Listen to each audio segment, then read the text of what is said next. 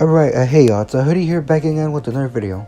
And one thing about me that you may not know about is that I mostly play tanks or fighters. So that's why so far I have either done episodes of Mobile Legends Pros and Cons on either tanks or fighters. But today I want to talk about somebody within a role that I'm not really all that too familiar with. And that role being, of course, marksman, if you've noticed from the title of this video. But definitely correct me if I do say something wrong in the comments below, so like that I could, know about that when I do make future videos on future marksmen. But without further ado, in this episode of Mobile Legends Pros and Cons, I will be talking about Hanabi. Since I am not too familiar in playing the marksman role, I decided to do my first marksman video on somebody who's probably one of the easiest heroes to play in the games, and that being, of course, Hanabi. So Hanabi is one of those heroes who really isn't that technically demanding at all. All you really need to know is to know how to position yourself during a team fight, and other than that, I think she probably has one of the easiest kits to play in the game. Unfortunately, one of the things that her simple kit lacks is any form of mobility, so that's definitely gonna be a con for me, since, the majority of the marksmen that can at least do decent in today's meta, such as Granger or Claude, they all have some sort of mobility, whether that be high movement speed, couple of dashes, anything like that really, to just help them out, maybe survive the toughest of engages. But Hanabi, all she really has for survivability is her anti-CC passive. So for her passive, she can build up a shield that will actually protect her from a majority of crowd control effects as long as she still has it up.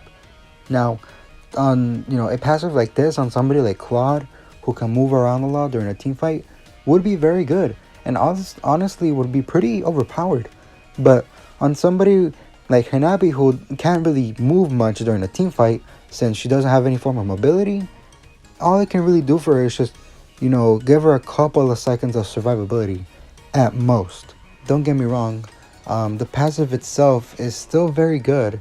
It's just unfortunately in the wrong hands.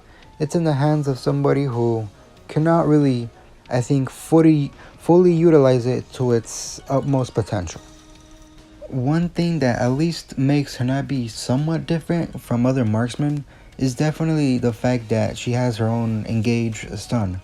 So, sometimes in ranked matches, you might find yourself on a team that maybe, lacks a frontline tank, or just somebody who can set up the stun for the team, so like that you can go in and get all the kills, right?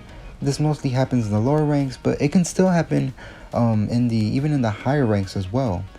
But my point with this is that having an engage as one of your skills as a marksman, I think it can at least be pretty good, so like that you don't have to rely on others for you to start a team fight.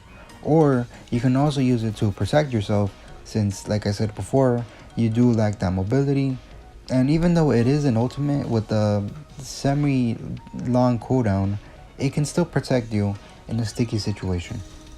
While I did say at the beginning of the video that I do not have, a lot of experience with marksmen, I do have enough experience playing the game to know that marksmen are supposed to be weak in the early game, but this is especially true for Hanabi.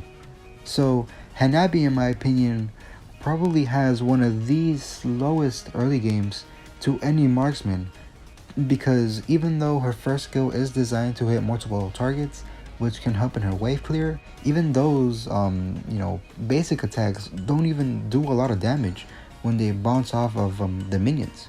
Like, she does so little damage early game that it's not even worth trying to even enter a team fight at all, because you'll probably just be an easier kill for the enemy, and that's just not good.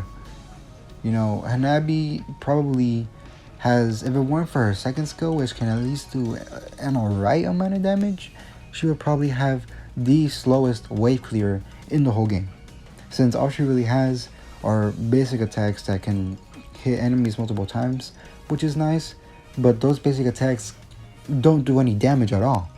Like, Hanabi has a weak and a very boring early game. Late game, however, is when things start to at least somewhat brighten up for Hanabi more. So if you go up against a tryhard player, a tryhard assassin who always targets you, then it's definitely going to be a harder game for you.